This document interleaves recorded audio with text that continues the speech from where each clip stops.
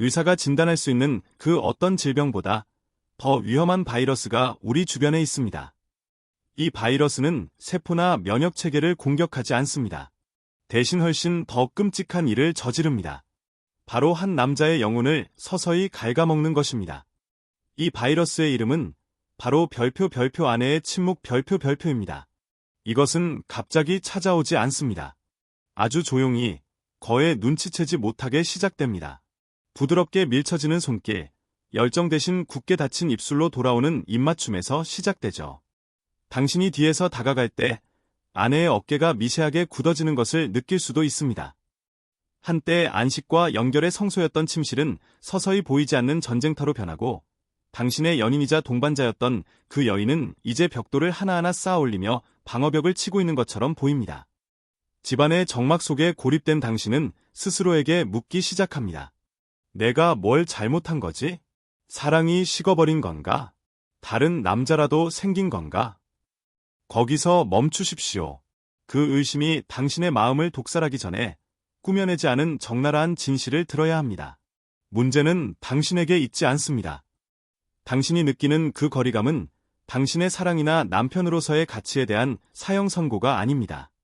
그것은 구조 신호입니다.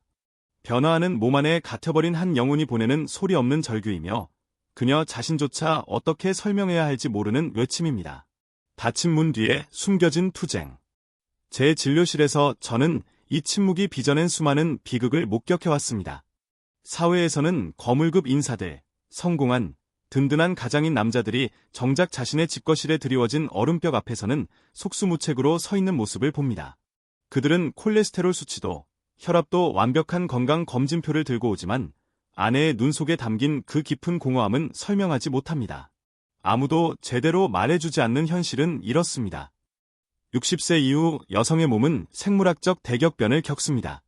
완경, 폐경, 후 호르몬의 급격한 감소는 단순히 검사지 위의 숫자가 아닙니다.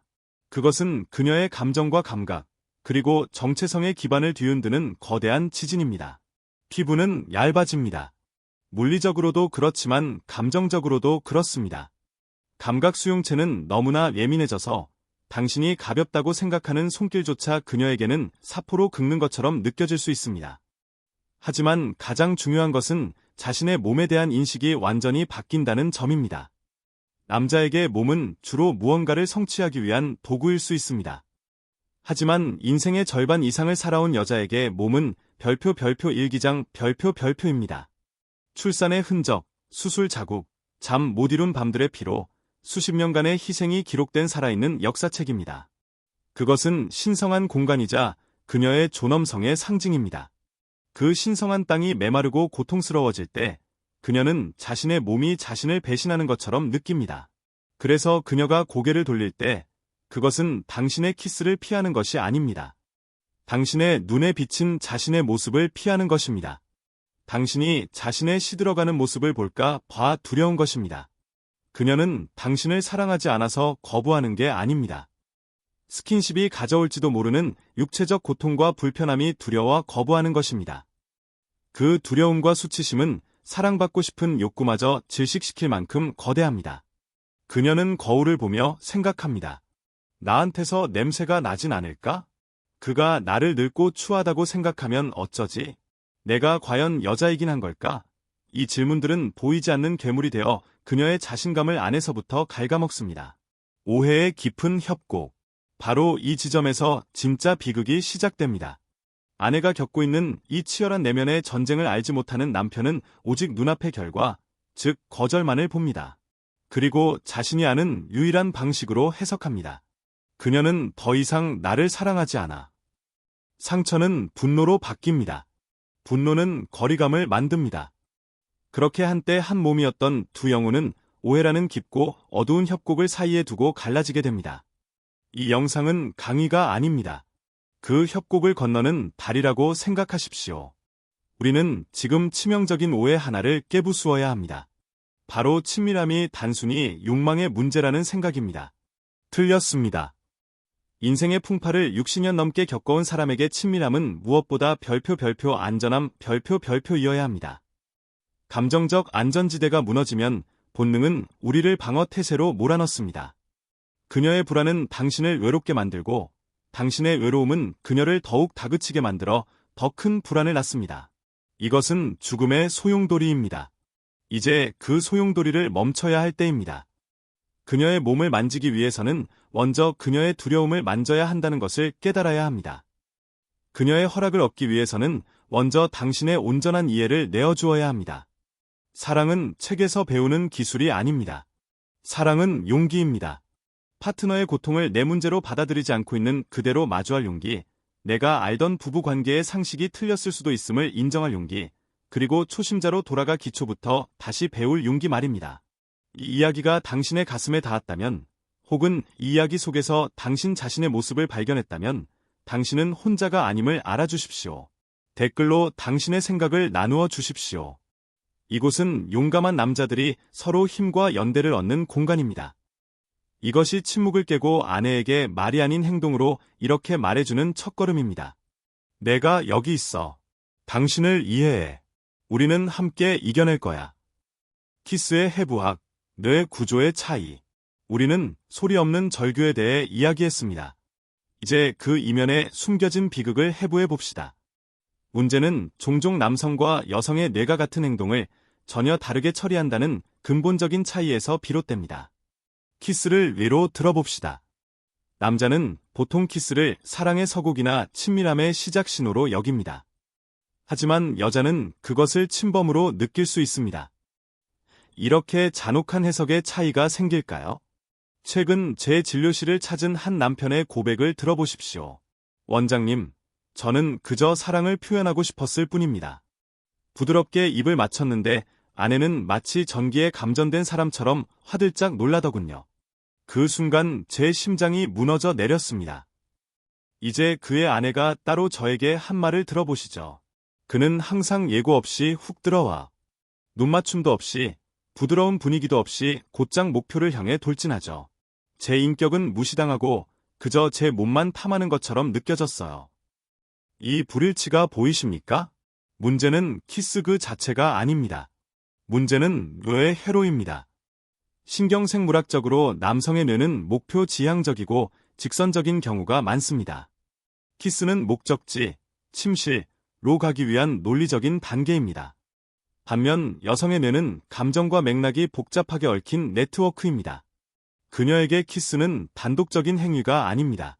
그것은 아침에 건넨 따뜻한 말 한마디, 저녁 식탁에서 마주친 다정한 눈빛, 하루 동안 보여준 배려 깊은 행동들의 총합입니다. 그러한 기반 없이 갑작스럽게 들어오는 키스는 공허하거나 단절된 느낌, 심지어 위협적으로 느껴질 뿐입니다. 여기 당신이 받아들여야 할 뼈아픈 진실이 있습니다. 여자의 몸은 기억합니다. 불쾌했던 기억, 의무감에 억지로 응했던 과거의 경험들은 뇌의 공포센터인 편도체에 깊이 새겨져 있습니다. 당신이 오늘 아무리 좋은 의도로 다가간다 해도 방식이 잘못되면 그녀의 뇌는 자동적으로 과거의 고통스러운 기억을 재생합니다. 그녀가 물러서는 것은 현재의 당신이 싫어서가 아니라 과거의 유령으로부터 자신을 보호하기 위해서입니다. 감정적 자기 결정권의 힘. 그 다음엔 무슨 일이 벌어질까요? 그녀는 침묵을 선택합니다. 왜냐고요? 당신에게 상처 주고 싶지 않기 때문입니다. 사실대로 말하면 남편이 무너질까 봐 참았어요. 이것은 제가 듣는 가장 슬픈 말 중 하나입니다. 그녀는 당신의 자존심을 지키기 위해 자신의 목소리를 희생하고 불편함을 삼킵니다. 결국 그것은 원망이 됩니다. 당신은 그 침묵을 냉담함으로 해석하고 두 사람은 오해의 감옥을 짓고 스스로를 가둡니다. 우리는 그 감옥을 부수고 나와야 합니다. 열쇠는 새로운 성적 기술이나 비아그라가 아닙니다. 바로 별표 감정적 자기결정권, 별표이라는 심리학적 개념입니다. 여성은 상황을 통제하고 있다고 느껴야 합니다. 이 일이 나에게 벌어지고 있다, 당하고 있다, 가 아니라 내가 이것을 선택하고 있다고 느껴야 합니다. 그 차이는 천지 차이입니다. 행동하기 전 간단한 질문 하나가 모든 것을 바꿀 수 있습니다. 돌진하는 대신 멈추십시오. 그녀의 눈을 깊이 바라보며 물어보십시오. 내가 좀 더 다가가도 괜찮을까? 혹은 오늘은 그냥 손만 잡고 있을까? 당신 생각은 어때? 많은 남자들이 비웃을 겁니다. 분위기 다 깨지게 무슨 질문입니까? 그들은 완전히 틀렸습니다. 그 질문은 나약함의 표시가 아니라 궁극의 파워 무브입니다. 그것은 당신의 욕망보다 그녀의 감정을 더 존중한다는 것을 보여줍니다. 그녀에게 선택권을 주는 것입니다. 역설적이게도 여성이 아니요 라고 말할 권리가 있다고 느낄 때 바로 그때가 네 라고 말할 준비가 가장 완벽하게 된 순간입니다. 나이 탓, 호르몬 탓은 그만하십시오. 진짜 문제는 속도입니다. 당신은 고속도로를 시속 100km로 질주하고 있고 그녀는 숲속 오솔길을 산책하고 있습니다. 당신은 목적지에 빨리 도착하고 싶어 하지만 그녀는 바람을 느끼고 풍경을 즐기고 싶어 합니다. 당신이 차에서 내려 속도를 줄이고 그녀와 함께 걷지 않는다면 당신은 영원히 멀어져가는 그녀의 뒷모습만 보게 될 것입니다. 그녀는 여전히 당신을 사랑합니다. 그 사랑은 사라진 게 아니라 기다리고 있는 겁니다. 자신의 말을 들어줄 남자, 겸손하게 배울 줄 아는 남자, 그리고 때로는 가장 위대한 사랑이 기다림이라는 것을 인정할 만큼 강한 남자를 말입니다. 연결을 위한 5가지 열쇠. 신사 여러분, 우리는 문제를 분석했고 고통과 생각의 차이를 이해했습니다. 이제 전략이 필요합니다. 맹목적인 노력은 통하지 않습니다. 오해의 포위망을 뚫고 그녀의 마음을 되찾을 치밀한 작전이 필요합니다. 진심이면 통한다는 생각은 잠시 접어두십시오. 올바른 전략이 없는 진심은 무례한 방해일 뿐입니다. 여자의 마음은 정교한 다이얼 자물쇠와 같습니다.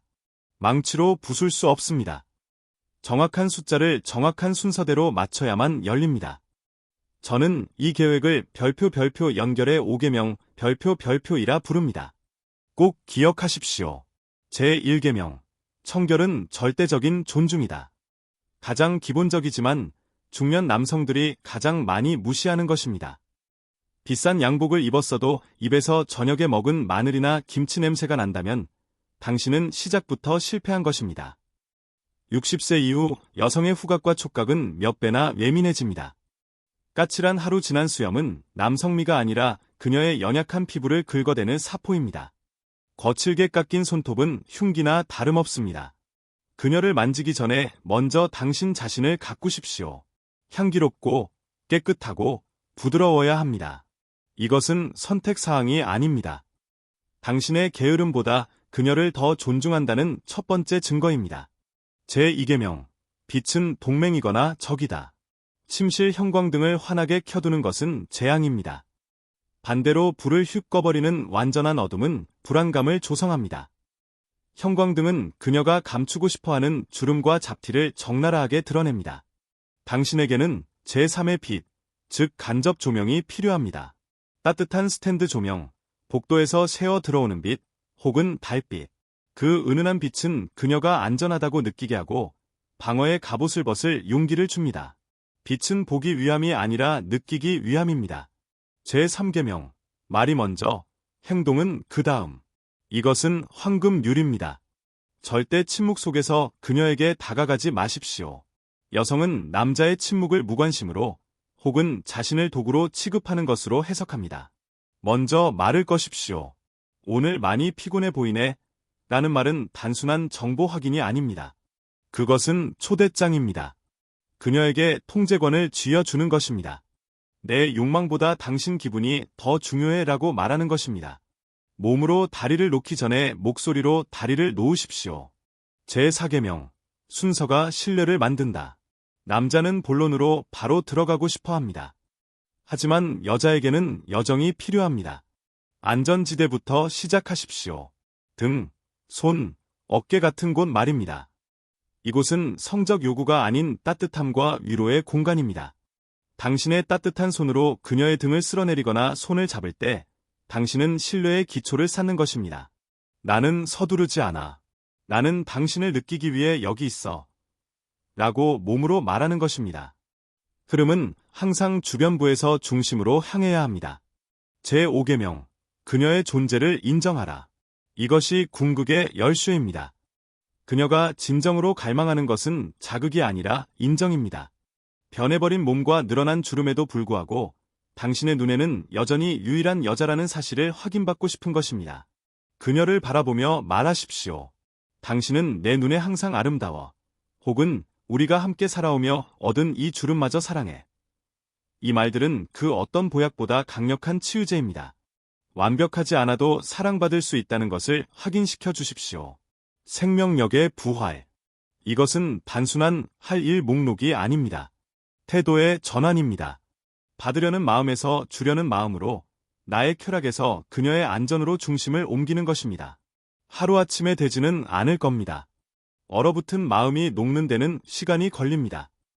하지만 당신이 진심을 다해 이 계명들을 실천한다면 작은 기적들을 보게 될 것입니다.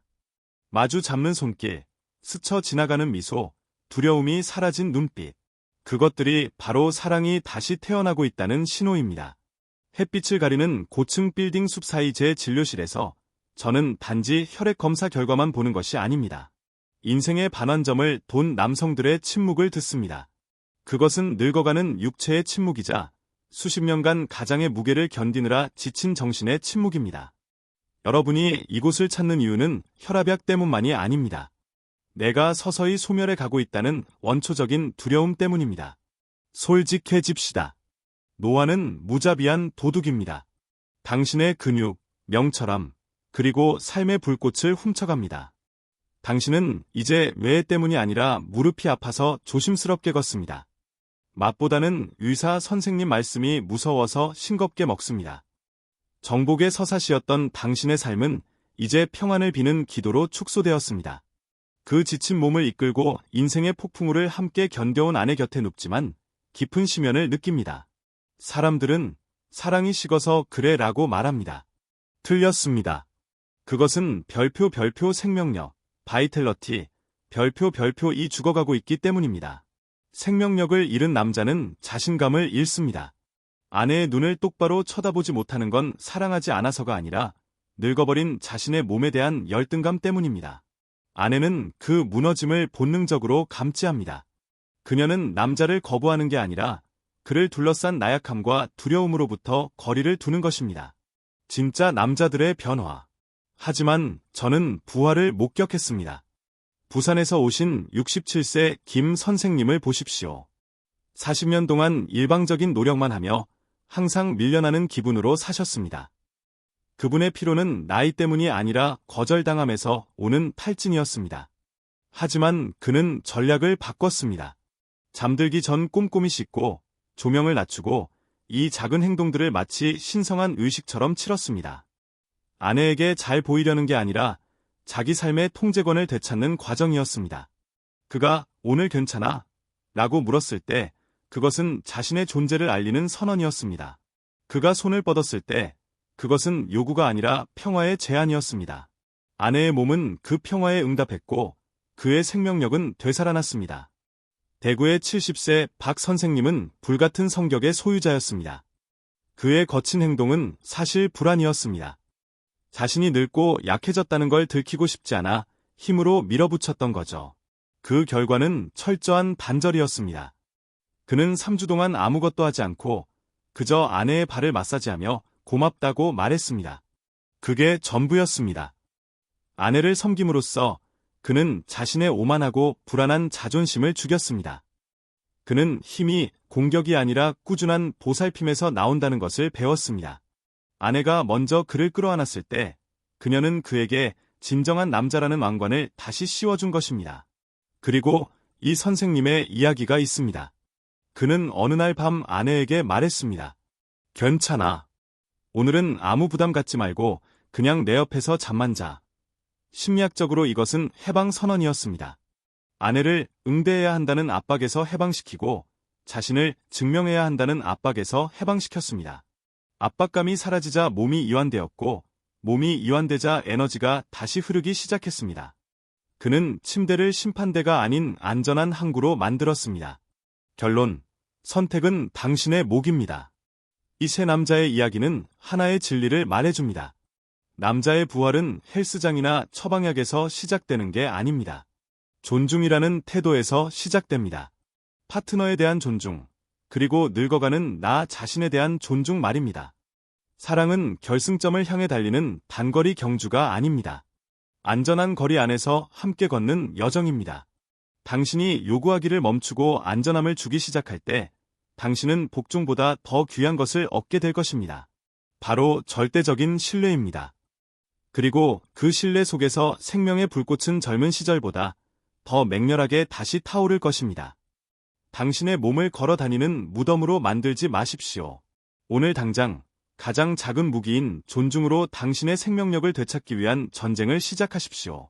지도는 이제 여러분 손에 있습니다. 나머지는 당신에게 달렸습니다.